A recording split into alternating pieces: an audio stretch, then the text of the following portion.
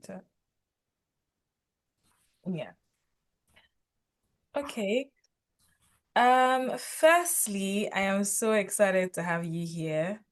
Um, I'm sure you already know me, but I'll introduce myself again. My name is Faith, and I am content creator, founder at AFM Stories. I won the Chevening Scholarship a couple of years ago, and I have over the past couple of years been making videos on how to get the Chevening scholarships and how to get the Chevening scholarship.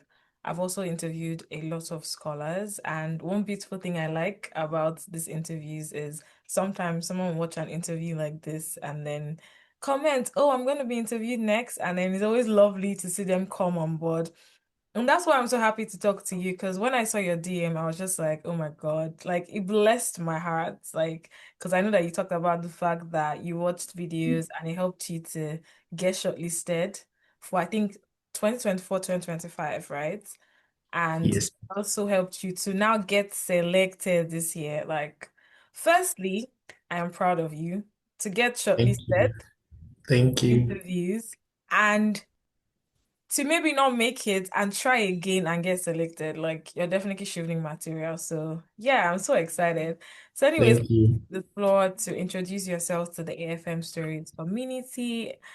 I'm just beaming because I always love talking to people that watch videos and still get it. So I'm just excited. So yeah, you can introduce yourself to the AFM Stories family. Okay, thank you. Hello, FM Stories family. My name is Griffins Timbe from Kenya, and I've been selected for the Chevening Scholarship for the 2025-2026 cohort.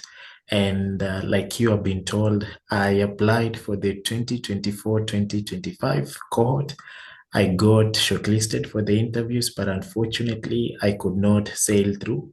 And then I decided to give it another try, and now I've finally been selected. Thank you.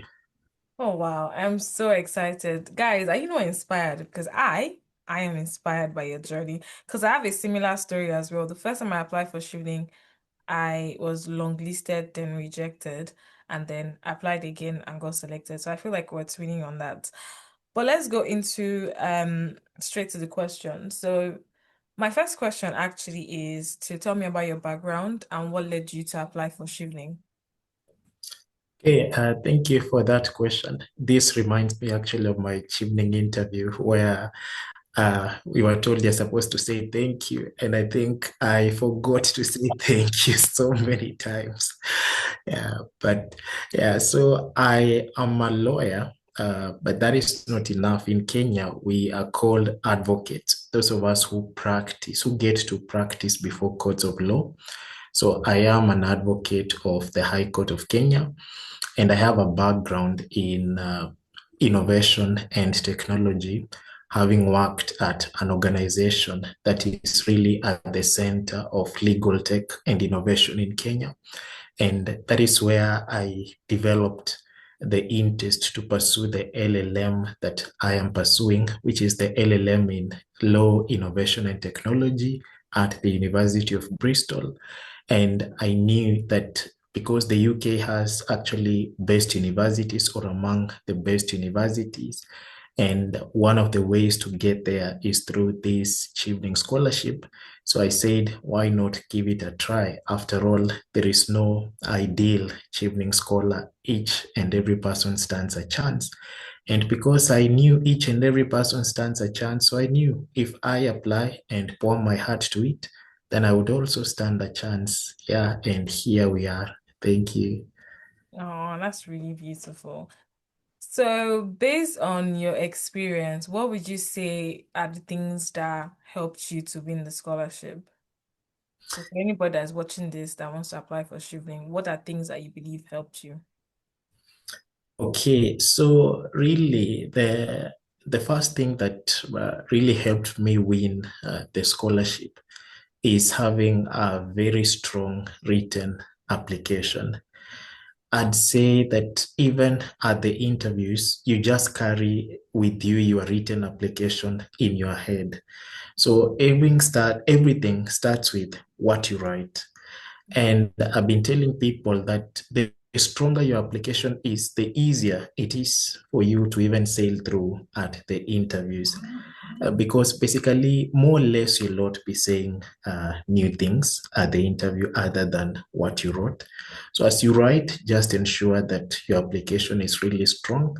And I think we are going to speak about the application a bit, but also really the experience, because you are supposed to know. Like for me, I knew I would be applying for Chevening for like 2 to 3 years ago, even before I applied.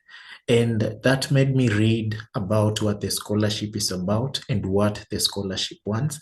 And I started aligning so that now when I decided to apply, I knew that now I was very well aligned to what the scholarship requires of me, and I stand a chance. So, what I think helped me and what I think I see people do wrong is that someone just wakes up and then they decide applications are open. I am going to apply, and they start to apply. I don't think this scholarship to get it, I don't think it works that way. It is something that you need to think through even from way before applications open. And so, yeah, so I'd say that is really what helped me, knowing that you're going to apply, then really aligning your experience and everything to the requirements of the scholarship so that when the time comes, you are ready. Yeah. Thank you very much for that. And I think that that is so key because a lot of people even make the mistake when they see the application, they open the website on the last day and just start realizing, oh my God, there is so much to do. But one thing about Shivening, like you said, it's so important to start on time. The best time to start applying for Shivening is way before it opens. But now that it's open, it's fine. Open the application, break everything down, and then start working on it. Now, let's actually go into the application itself. I'm curious, like, how long did it take for you to start and complete the application? I think I'd say more than 2 months actually. Wow. For me, I realized that I cannot do it all in one sitting. So what I did is that I came up with something like a schedule that I would write my essays in. So I would write my first draft. Let's say I gave myself 2 weeks to just write the first draft. And for me, really, the first draft, I was not concerned with the word limit. I just wanted to get my stories in order. And then I would say now this one is going to be reviewed in this period of time. And then after that, then I'm going to work on the comments by the reviewer. Then I narrow down now my word limit. And then I again pass to the reviewer. Then like that, like that. So for me, I'd say first, I started writing the essays on the date that the applications open. When I Wow. just see, when I saw the tweet that applications have opened, I just created the account there and then I started applying. And because it is something I so much wanted, you cannot afford to procrastinate. So I worked within the schedule I developed for myself to ensure that I produced the highest quality essays as possible. And so for me, like right now, it's almost a month into the application. So for me, I'd really advise if you want to start, then the best time to start if you've not started is now. You cannot say tomorrow because people already are already writing. People were writing even before applications opened. And so, yeah, so for me, it took, we used to apply in 3 months. Now it's 2 months. So for me, it took at least 2 months to complete my application. Did you submit on the last day or the last week? No, no, no, no. I give myself at least 5 days to the deadline to submit. I don't like that last minute rush because, the system crashes Mhm. and the anxiety actually starts from there. So I save myself from the anxiety trouble and I submit at least 5 days to the deadline.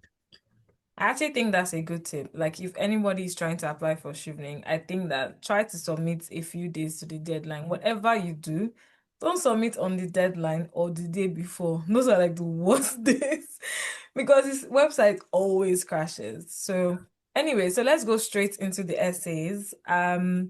let's talk about the leadership essay. So, for anybody watching this that wants to write their leadership essay, can you advise them on like how you approached it and tips for writing a strong leadership essay based on your experience? And you can also give us examples of how you were able to structure yours, because I know that also people know these tips, but they might want to hear how somebody approached it in their own words, especially because you just won this year. So, yeah. Okay, so maybe it's important I mentioned that I actually changed my essays. I changed, I think 90 something percent. I didn't submit the same essays. But anyway, the theme remained, only that I wrote different examples. So the first thing I've already mentioned, and I took it from you actually, when you watch your videos, you insist on theme. So really the first thing that you are supposed to think of is, okay, you normally have courses in mind. And then now from these courses, you now come up with a theme. Then now the theme should just shine through all your four essays. In fact, the four essays, it's just one essay broken down into four parts. It's not four essays, it's one story broken down into four parts. So the most important thing I'd say is come up with a theme. Then once you've come up with a theme, then you align your examples in the essay based on that theme. For instance, for me, my theme was technology and innovation in law. So when you read just my introduction of my leadership essay, you can see the theme already in the introduction. And my introduction is so simple. It's one line. I just wrote my leadership journey centers on legal innovation and technology and uplifting legal professionals. That was my introduction. No definition of terms, just highlighting my theme so that whoever is reading my essay will just know from the word go that the theme here is innovation and the law. Then I proceeded to my first example. Now, for my first example, um, obviously we know we are supposed to follow the STAR approach, but one thing I'd advise and is that in the STAR approach, don't focus too much on the situation. That is the S. Because I remember in my interview for 2024-2025, after my leadership question, the other panelist who asked me the networking question actually told me without focusing too much on the situation. So I just knew I had blundered.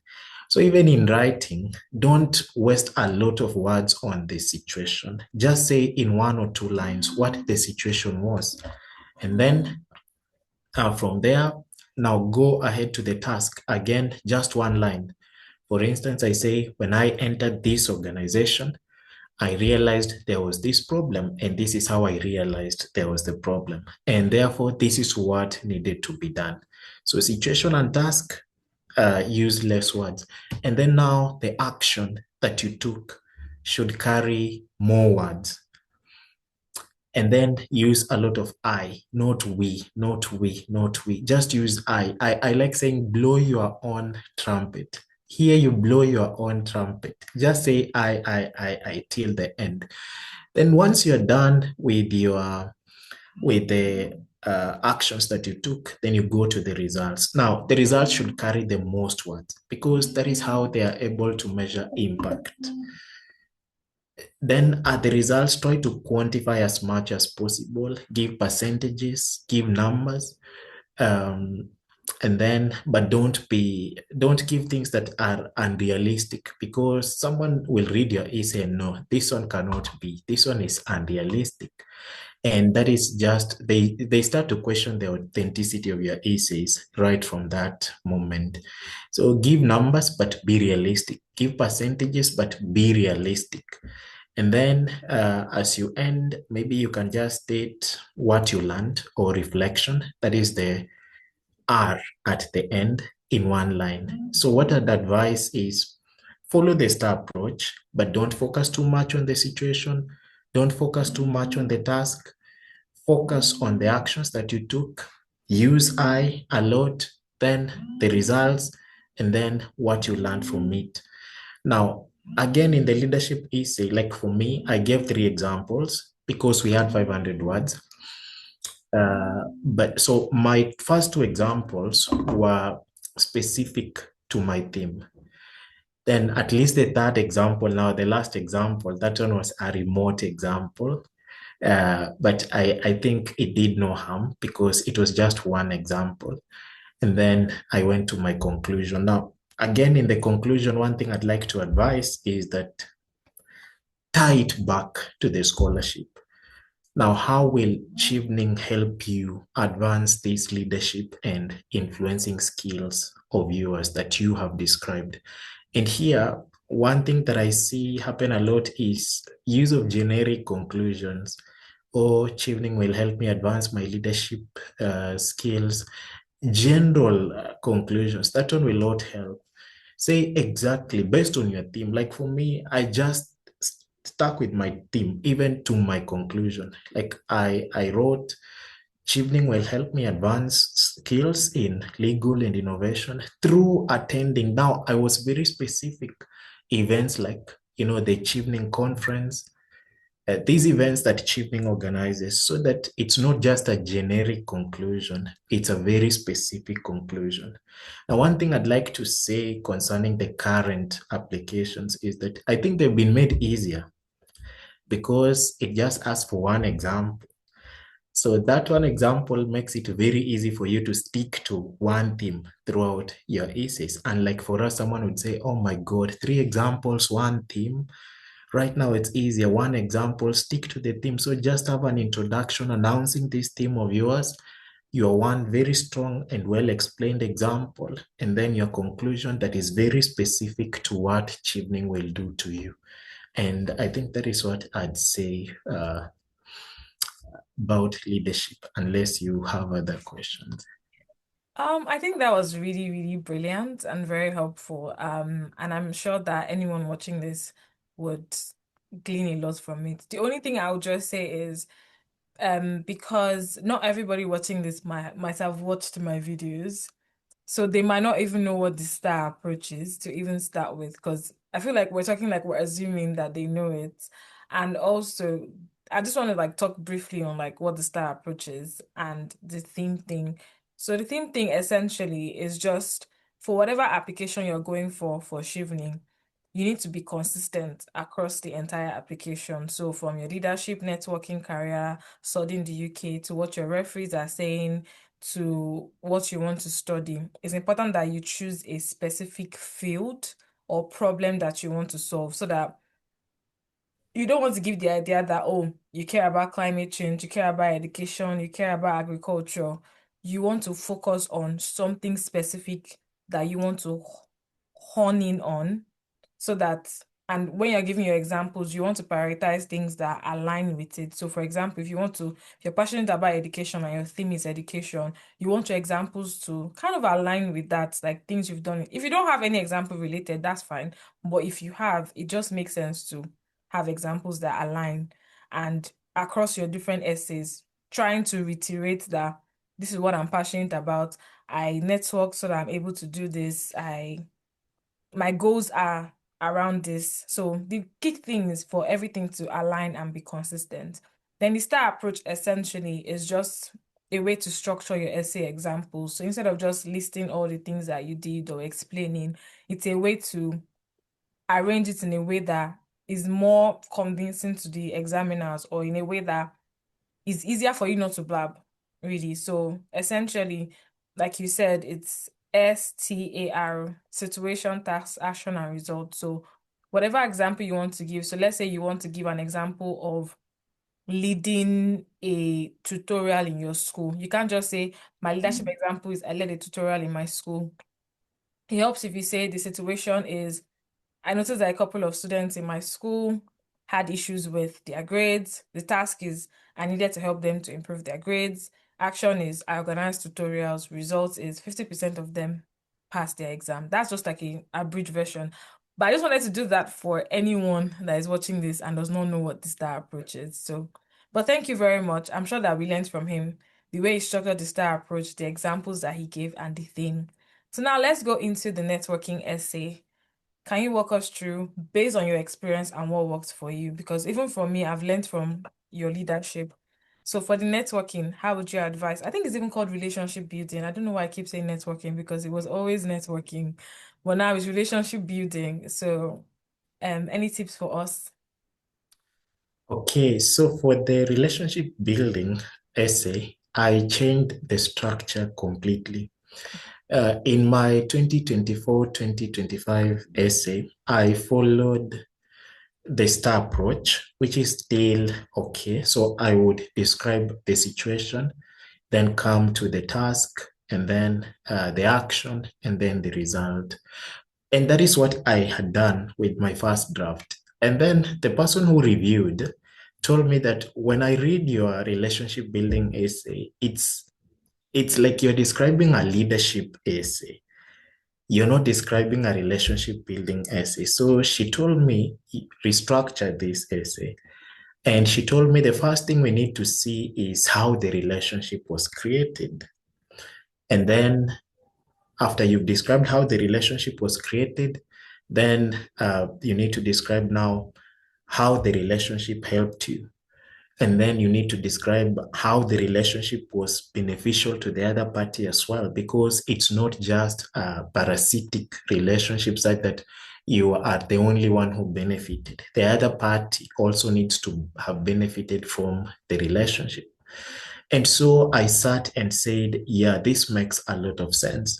And so I described in very clear terms that after having done this from my leadership essay, so I just carried it from my leadership example, I realized there was need to now partner with this and this organization to ensure that whatever I had highlighted in my leadership essay is now carried out to completion. And so I described, so that caters for the situation and really the problem. And then now I described how exactly I did it. I wrote emails, I requested for in-person meetings, WhatsApp messages, or whatever way. It has to be very clear.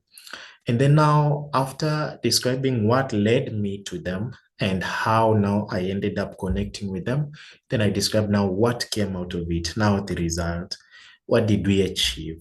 And after I described what I had achieved, then how did it benefit the other party? For instance, in one of my examples, I spoke about partnering with a radio station to air legal content.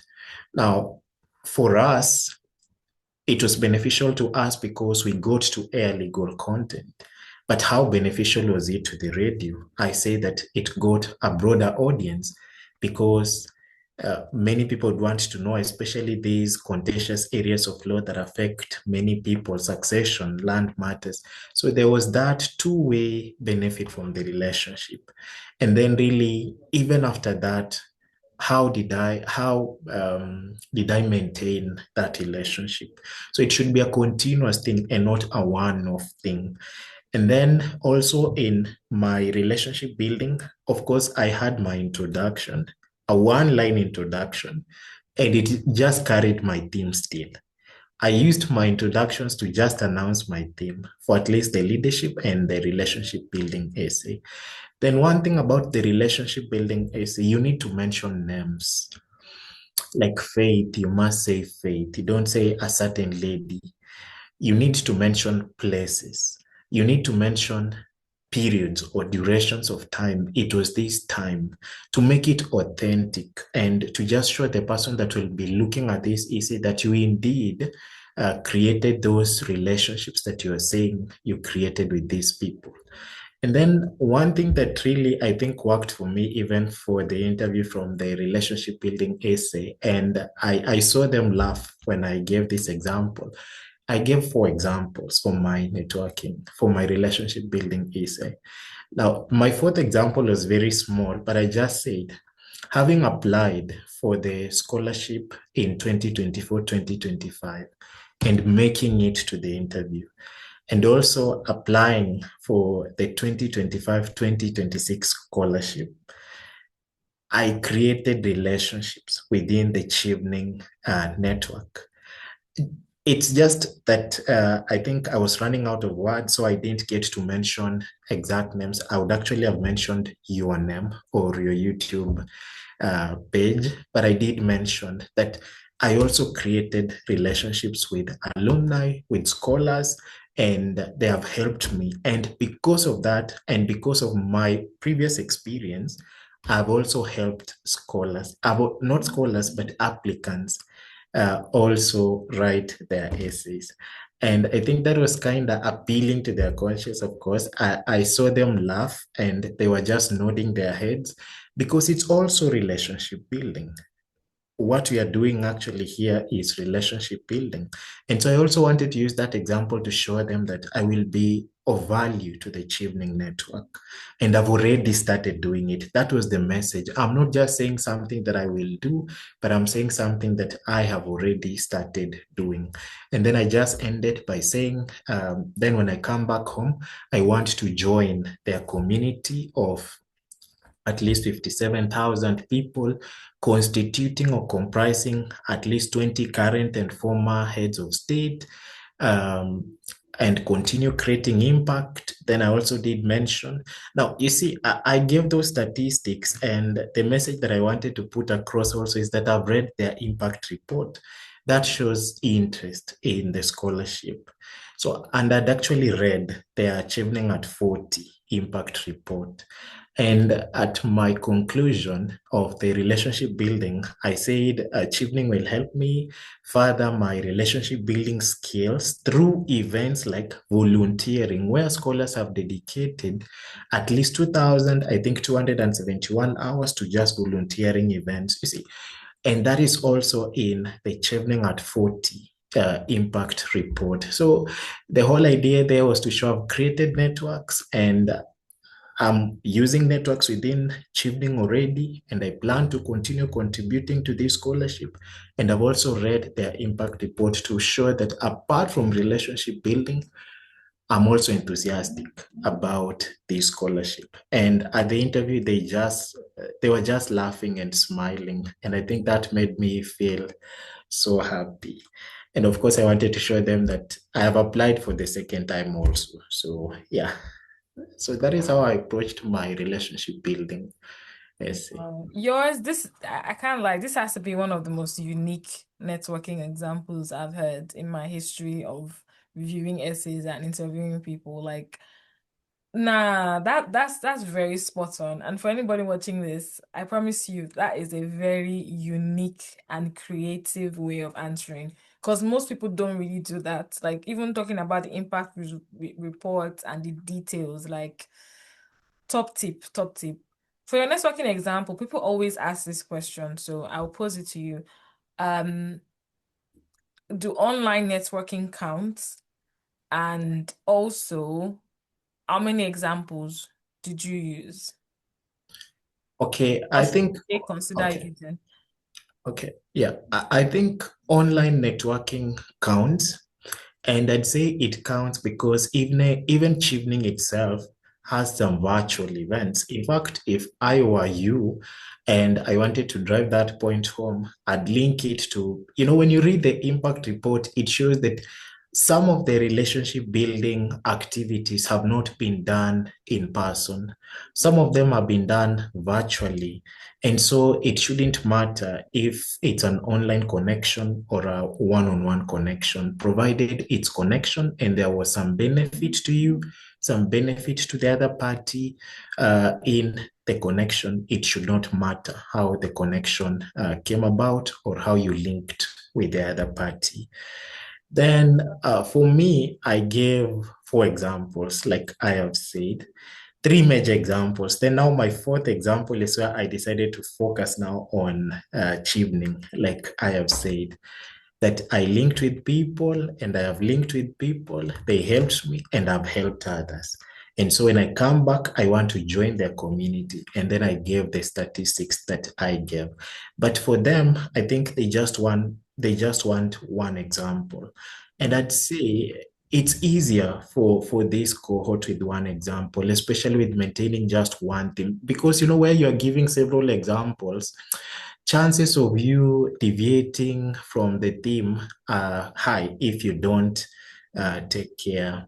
But with one example, really, you can sail with one theme to the end. So I'd have an introduction, my one example that has everything that the question requires, and then my conclusion. Then in my conclusion, or just before the conclusion, I'd insert just a mini second example and speak about this community of children. Then now you come to your conclusion. Yeah. So basically, for this cohort, um, in terms of choosing an example, what you're saying is across the essays, in terms of choosing the examples, they should prioritize the examples that align with the theme that they've selected for themselves. Yes, yes, Also, the exactly. example that allows them to answer all aspects of the question. Basically, Yeah, your strongest example that aligns with who you're saying you are and what your passion is. They actually have it exactly. easier, honestly, because Yeah, I know what we went through yeah, to think yeah. of examples like, you guys are chilling. So, anyways, so try to, and that's even the reason why you need to sit down and spend time on it because you need to break that example down and prioritize, pushing yourself in the forefront. Like, because sometimes, even in our set, there's so many people that use the star approach and they realize that by the time they were done, there was no space with one example. But now you can do it. But I also know that they've reduced the word count this year. Yes, yes. So, 300. so I think that's more than enough for one example, honestly. Yeah, it is more than enough for one example, actually. Okay, so let's go into the next one, which is the study in the UK question. Can you give us tips on that based on like your own experience? Okay, so one thing I'd say about this essay, and really the last essay, even before I get to the last essay, is for me, after I got the unsuccessful interview feedback in June 2021, I thought maybe, to me, these two essays are what gives someone the scholarship.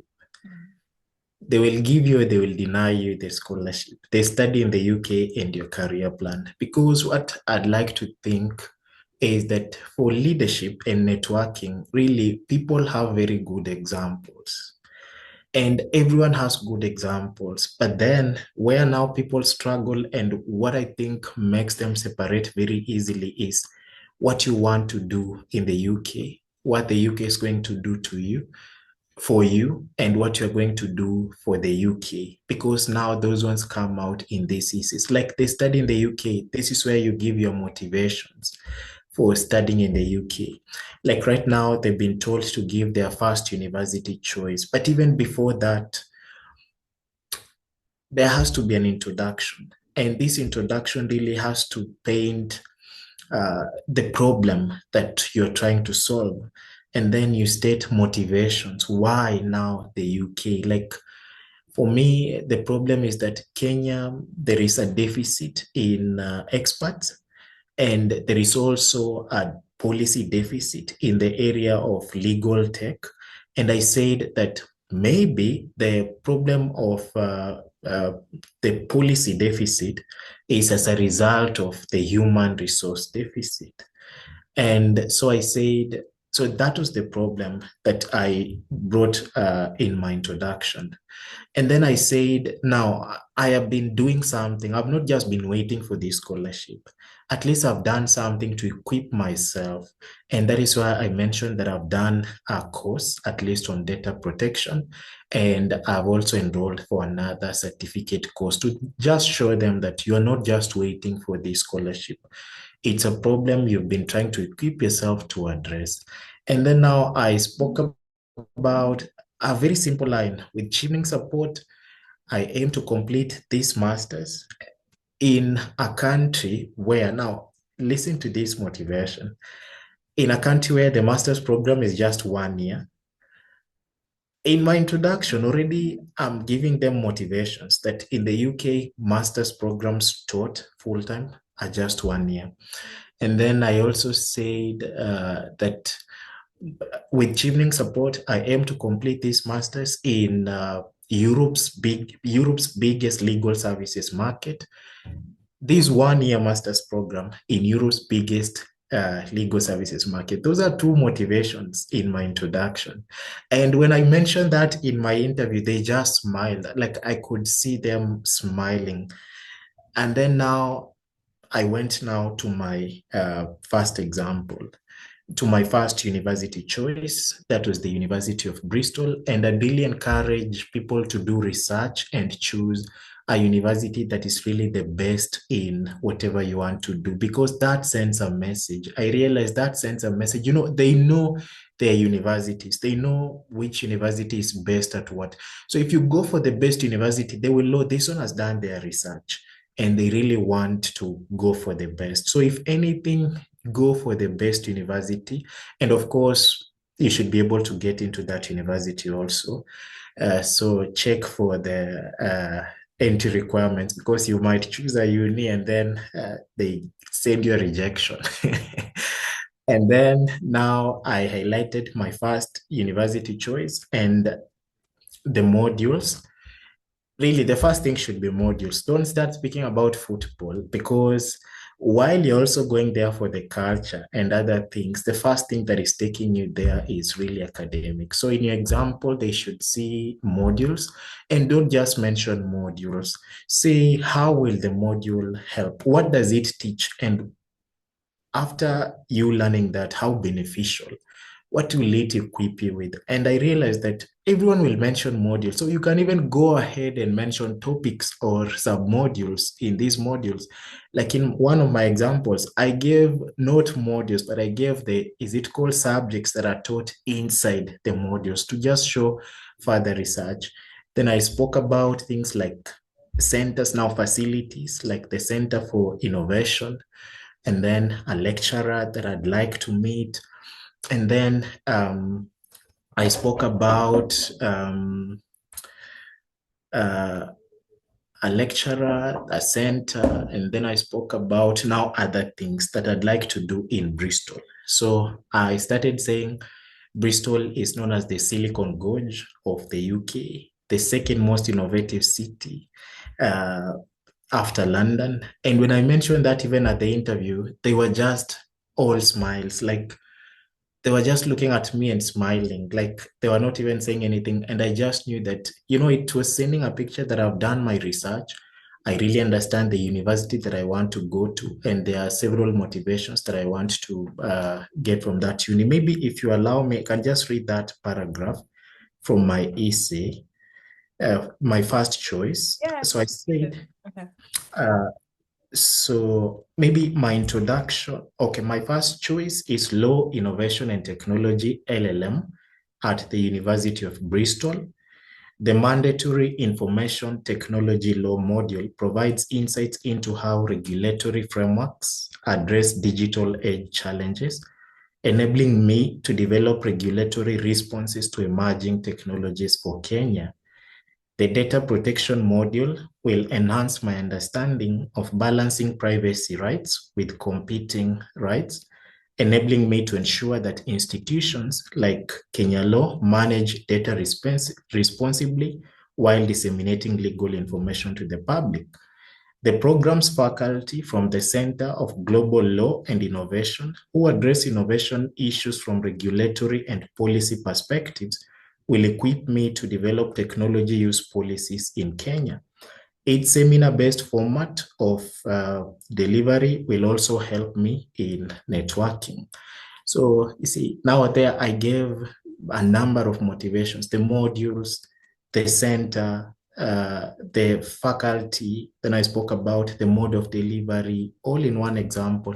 Then now at the interviews where now, because time allowed, I was adding things like Bristol being Silicon Gorge of the UK, Bristol being the second most innovative city after London, and I think that impressed them. So speak about everything that the word count will allow you to speak about. And then at my conclusion, I also threw in another motivation. So I just said, I tied it back to Chevening and said, studying in the UK offers an opportunity to engage with the world's most advanced common law system. That is a motivation. I aim to use this experience to enhance my understanding of legal frameworks and apply that knowledge to fostering resilient and ethical digital technologies in Kenya.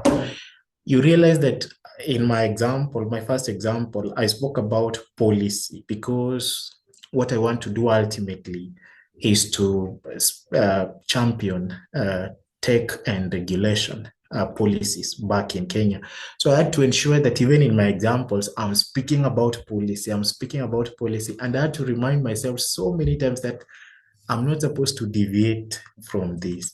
So I think that is what I tell them. And for them, they're lucky. They just want you to write about your first university choice, and that's it. So just have an introduction, identify the problem in the introduction, state that you've already been doing, demonstrate that you've already been equipping yourself, throw in some motivations, introduce your course, then go into your first example, mention the masters, uh, speak about the modules, topics, lecturers, facilities, but try as much as possible to tie it back to your theme and what you want to do ultimately.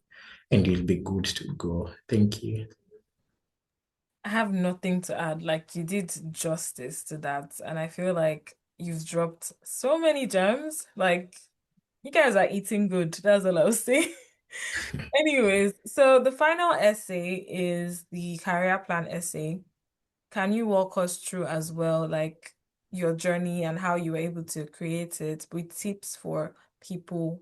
Because I feel like a lot of people struggle with this essay specifically. Like when people drop comments on YouTube, when I speak to people, they're always confused about their career plan. They don't know how best to structure it, what kind of examples to give, whether the examples are strong enough, whether their career plan is strong enough or is too ambitious. Like people are always like scared of this one. So I'd like you to speak to it with examples from your own career plan approach. Okay, so for me, this now is the essay that gives you the scholarship. For me, that is my opinion. And so you must have a very strong career plan. And also, it must be realistic. Here they say SMART. Uh, S stands for, okay, there is SMART. Yeah, it has to be SMART. There is measurable, there is attainable, there is realistic, timely. The S, you are muted. You are muted. Thank you. Sorry. S is specific.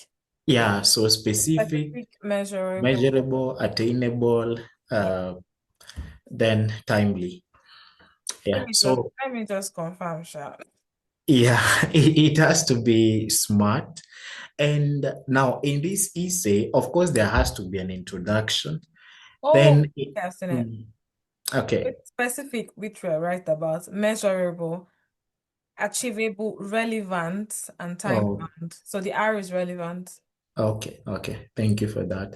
Yeah, so I was saying there has to be an example, and in the example, you need to state again, maybe you can just restate the problem in very brief terms. And then now you state, because you know these scholarships are awarded based on the UK priorities Mm. in your country. Right now, it's UK priorities globally. And have you ever asked yourself why it is the various high commissions and embassies that do the shortlisting and not the Chevening Secretariat?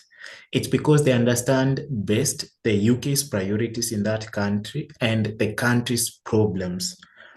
And so once a long list is produced by the secretariat, it's passed to the post, then the post do the shortlisting. So the shortlisting is not done in London, but in your country. And have you asked yourself why? So you need to state what is the UK doing in your country? Mm. And after you've stated what the UK is doing in your country, you also need to state not only just how you're going to benefit from the UK, but also how the UK is going to benefit from you. So it has to be something twofold. So that has to come out either in your introduction or your conclusion. So I can just read my introduction, though it was a bit lengthy, but let me just read a bit. So I wrote, Kenya is a leader in technology and innovation, thus Africa's Silicon Savannah. According to the Global Innovation Index 2021, it has overperformed in innovation relative to its development. So that was the situation for Kenya. Then the July 2023 UK-Kenya Development Partnership Summary by the FCDO highlights this reality. This has strengthened bilateral cooperation with the UK, supporting Kenya's T&I sector through investments and strategic partnerships. Then I said in 2020, President Kenyatta and Prime Minister Boris Johnson signed a five-pillar strategic partnership with, among others, a focus on people to people, utilizing British expertise to address the challenges in Kenya's T&I sector. The British Council also contributes through its work in higher education and science. So I was just explaining what now the UK is doing in Kenya.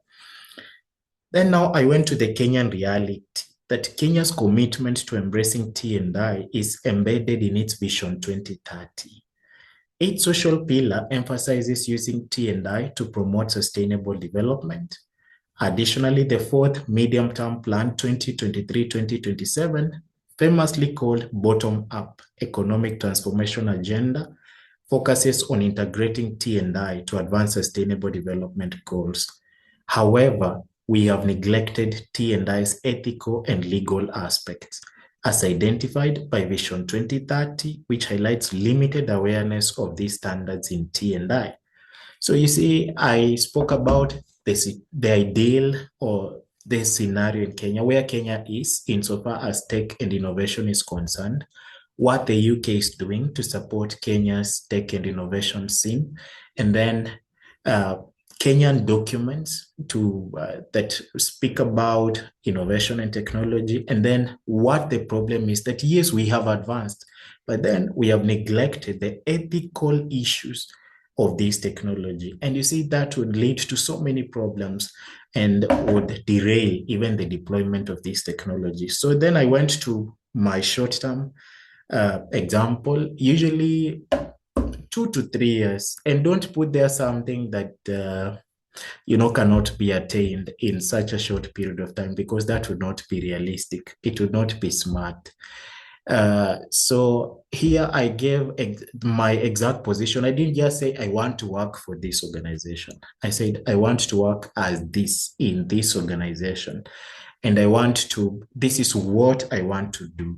These are the modules that I will apply here. So I was tying my study in the UK to what I want to do for Kenya. And then the trick now here lies with how Chevening is going to support with that.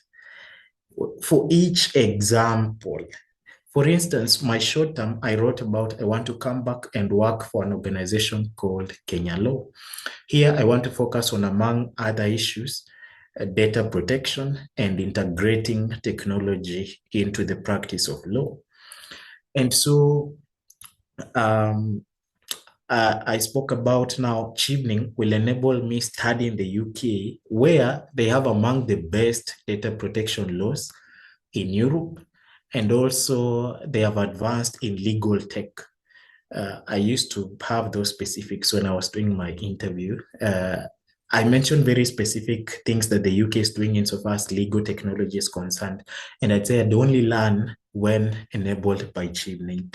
So you need to state how Chevening will help you. Then my second example, the same. And this, I think I brought out Chevening support very well.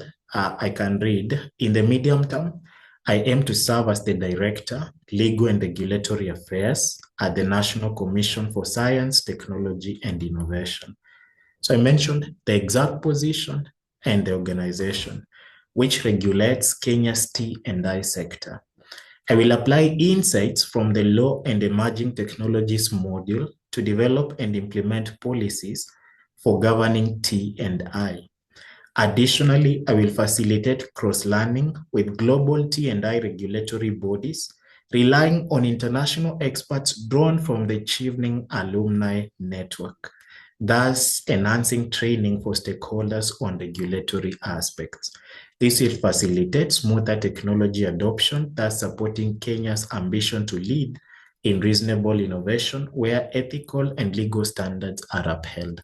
So you see how Chevening is going to help me came out very clearly in that essay. And I think that is the trick with this essay.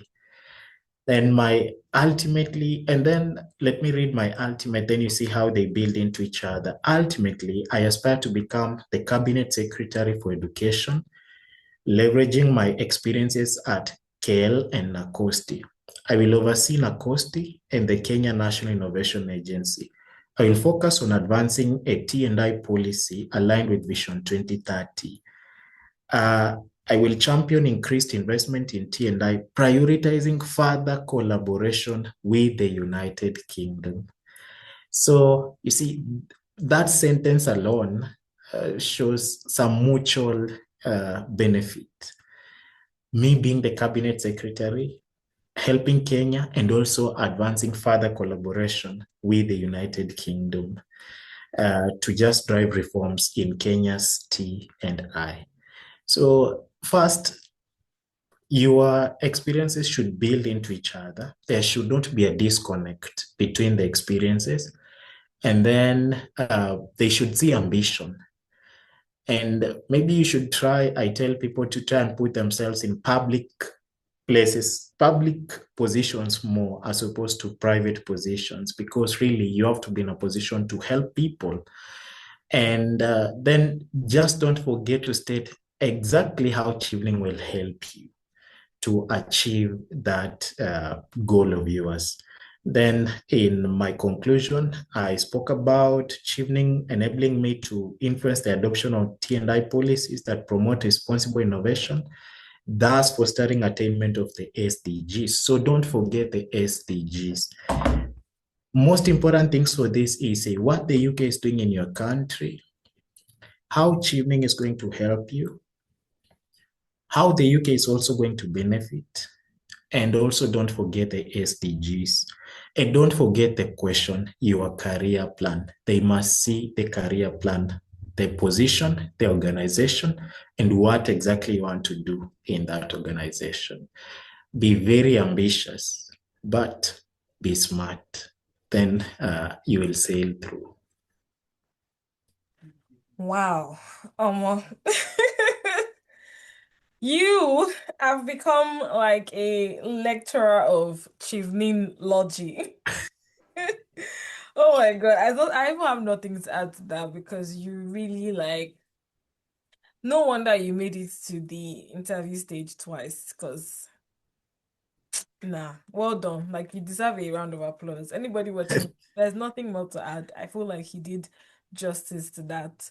So, that's for the applications. I think the other aspect of the application is the reference letter and the interview, and also the waiting period, and also the university admissions as well. How are you able to approach the university admissions? Did you apply before you submitted your application, or did you apply to the universities after? Like, how did you do the university admission bids? I applied to the universities after. Actually, when I applied for Chimning the first time, I got all the three offers, but the other two were asking for the English proficiency test. Oh, wow. Uh, Only one was not asking. So I'd selected the University of Westminster.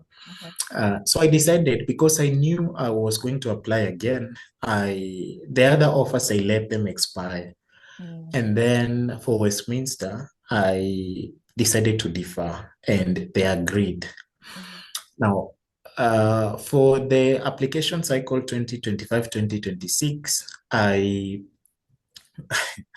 I maintained Westminster because I already had an unconditional offer.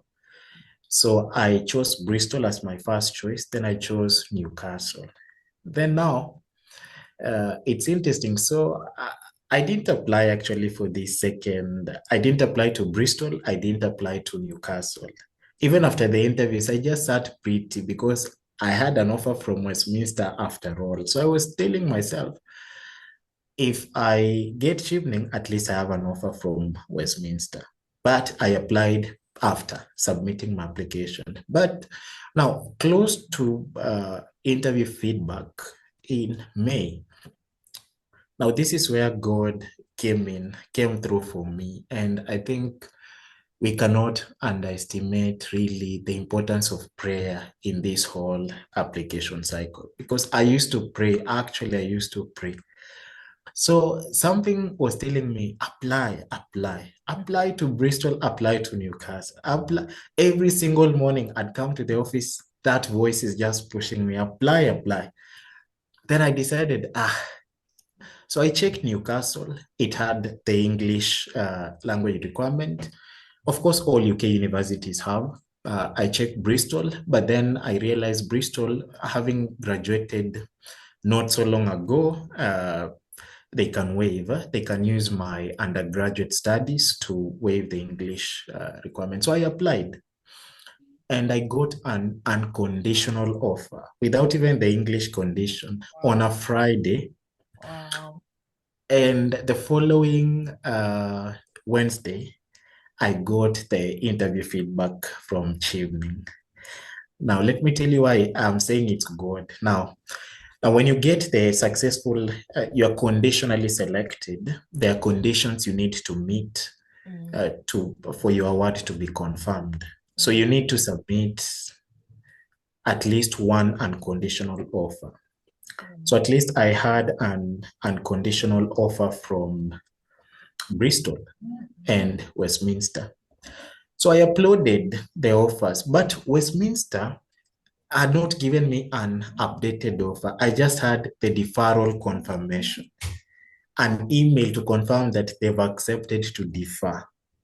So mm. when I uploaded that, my PO rejected. My PO said, we need an updated offer. But I tried emailing them and but they sent after the deadline. So What? what does that mean? So, so No. what does that mean? That Oh, had I not applied to Bristol, my. I would actually have lost the scholarship. Yeah. Yeah, but yeah, so that was just God pushing me to make other applications, which I did. And I really wanted to go to Bristol, but again, I was also, where you say, I don't want too much trouble because I already have an offer after all. Mm, Just one offer is needed. But I'd encourage you, apply to all your choices. It's mm. very important. It's important because if anything happens to the choice that you go for, then and you don't have an alternative, you lose the scholarship. Yeah. But if you have an alternative, they will just consider that other alternative. They will come back to you and ask you now, can we consider your alternative? But if you don't, that will be the end of you. So apply to all the three universities, then apply before the interviews so that you know if you receive a rejection, you can change at the interview.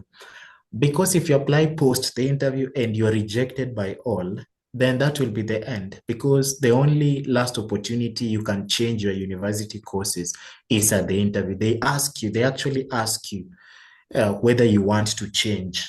And if you've received feedback and it's not positive, you can change there. But after that, you cannot change. So if you can apply even now, though I understand they've not opened yet for the 2026-2027, but soon as they open, apply. Also, some universities have limited capacities for certain courses. Once they're filled up, even if you meet the requirements, they cannot accept you. So apply as soon as you can. It gives you a very clear picture of even how you will approach the interview. And one thing, if you have offers by the interview, it's a plus. Mm. Just ensure that you tell them you have offers at the interview. It's a plus. So apply now. Don't wait. Okay, apply as soon as they start accepting applications for 2026, 2027. I also know that it can be overwhelming. So I could also say that maybe focus on the application. Once you Yeah. submit it, quickly try and submit your applications to the universities like before Yeah, the yeah, but if you yeah. can do And it you now, see, that's fine. But I know it's a yeah, lot. and And you see, one thing about after you've done the application, then now applying to universities become very easy because the stories are the same. The motivations that you wrote in your application are the same motivations that you're going to use for the university. So it becomes very easy. Yeah. So soon after as you've submitted your application, then you can submit your university applications as well. Exactly. So give us reference letter tips. Who did you choose for your referees, and any tips for anyone that wants to like contact their referees, and basically how to approach it in such a way that the reference letters are good? Okay, so I chose two of the people I feel they can really speak about me from an academic angle and a professional angle. And my professional referee, I chose someone who can corroborate or attest to the examples that I wrote in my essays. Mm. And I'd say choose someone who can actually speak about the authenticity of the stories you've written in your essays. There should not be a disconnect between your reference letters and your applications. So, because they're the ones who will come and say, yes, while working with us, he has been able to do this, he has been able to do this, he has been able to do this. Then choose someone who has known you for at least a long period of time, like 2, 3, 4 years, not someone who has known you for 1 year, because I realized that also counts. Now, when you look at their website, they've written the requirements for reference letters. You need to include, the referee needs to include the number of, the duration they've known you. They need to speak about your leadership, your networking, the ability to complete a demanding master's program in the UK, your personal attributes. Mm. So just ensure that your referee is well aware of all those things and that in the reference letter, they capture all those things written in the website. And they should also be able to just speak about or back your essays. That is what I'd say. Then just ensure they speak about your leadership capabilities, your networking capabilities. They speak about your personal attributes and your ability to complete a master's program in the UK. Strength of endorsement should be very strong because they really matter. The reference letters really matter. So I chose my immediate supervisor, my former immediate supervisor, and then I chose the dean of my law school because I have done quite a lot under his watch. And so he was better placed to speak about things that I did in the school and that I continue to do for the school or for some activities in the school, even after leaving the school. Yeah, so I'd say don't just choose referees for the sake of it. Choose someone who has known you, knows you well, and can write really good things about you. And don't worry about, I think, the length of the reference letters. Let them write. Let them write everything that they want to write. After all, there is no limitation as to the number of words. If anything, let them speak more. Uh, Exactly. Let them give like more examples of what you did other than what you've written in your essays. So it's really an opportunity to expand, to have someone else expand your examples for you. So that is what I'd say. And also, like you said, let them write as much as they are comfortable writing. One thing I'll say is please don't let them write something generic, because there are people that just send you a general reference letter that does not even speak on the scholarship. Even the subject is not for the, like whatever letter they are writing has to be for the Chevening application, and it needs to be in the subject, and it needs to be tailored. And not that they will just write, you're a good student, you had a good grade, and bye. Because I've seen reference letters like that. Like you said, it needs to talk on everything that the scholarship is looking for. So now let's go to interviews. This has been a long session. I know. Anybody that's made it to this point, you're ready to get Chivney. So can you just give like interview tips, and then we'll round up from there. Interview tips and then a final tip for anybody that was rejected and wants to apply again, because I know that that is a real struggle. So, yeah, interview tips. Okay, so the first thing is really be authentic. Be authentic. So do mock interviews, but don't over prepare such that you come out robotic. And I think for my first interview, I think I sounded robotic. I think I had prepared until I sounded so programmed at the interviews. And so, you know what I did for my next cycle of application? I did just one mock interview, just one, because I didn't want to sound programmed. I wanted to present my authentic self. I'm not saying that if you do mocks, then you will sound programmed, but just do mocks so that they help you build your confidence, structure your answers, but not so that you can cram those answers. Because if you appear that like you have crammed your answers, then even your authenticity is questioned.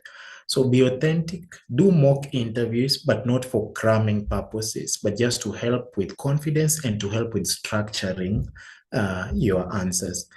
And then the interview will more or less be asked questions from your essays, though don't cram your essays. There'll be a question on leadership, question on networking, question on study in the UK, and your career plan, basically. But they will not be direct. Like I remember for us, this was how our leadership question was asked. Uh, mm, how was it?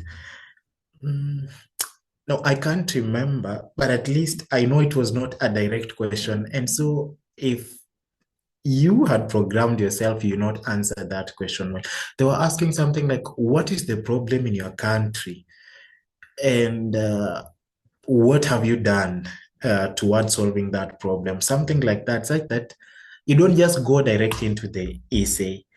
You have to find a way of saying, this is the problem, but so this is what I've been doing towards that problem. Then you bring in your leadership example.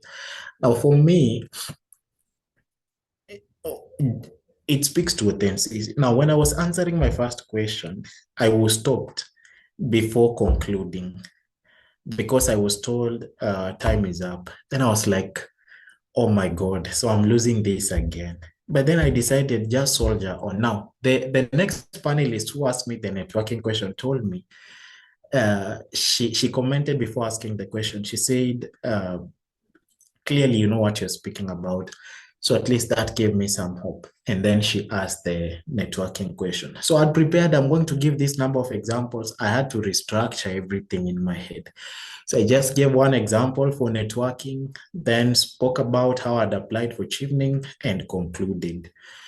And then they asked the third question. Again, for the third question, I was stopped before concluding.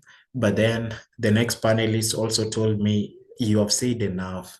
In fact, you're just repeating points. And then the last question, I answered the whole of it. So what I realized is at the interviews, listen to the question and answer the question as asked. Don't say too many things. Don't tell too many stories. So when I got to my last two essays, I was over summarizing the introduction. You know, there is how you had planned to say it, and then now you are here at the interview. Now you're being asked, and you want to ensure that you complete. Like for Kenya, it's strictly 30 minutes. Strictly 30 minutes. Yeah, so it is timed. I remember I finished mine in 23 minutes. Yeah, so one of the friends who had conducted the mock, the one mock that I had, told me, Griffins, you're saying a lot of things, which is okay. But just ensure that before saying those many things, you've answered the question. And I think that is what helped me. So at least by the time they were cutting me, I had answered the question. So it's like I was just giving extra information, which was not helping. So my tip there, apart from being authentic, doing mocks, is answer the question. Listen to the question and answer the question. If they want one example, give just one example. Don't give two. And then, yeah, you if you've done well, you leave the rest to them to make a determination. But then what I tell people nowadays is as you begin to write the application, visualize the interview because it's one process. Just assume you have already made it to the interview and read through your application and see if you are speaking about that application to a panel, would it be convincing enough? And then you'll be good to go. So don't do the application as though it is distinct from the interview because the application is what will carry you to the interview and it is what you will carry at the interview. So it is one. So as you write the application, have the interview in mind. And then, yeah, just before the interview, make sure you've read your application again. You know the nitty-gritties of that application to prove that it is indeed you who wrote that application. So actually what I did, I recorded myself reading out my applications and I would listen like the way I listen to music. Wow. When I'm going home in the evening, I listen to my leadership essay. I'm tired in the house, I plug in my earphones, I listen to my career plan.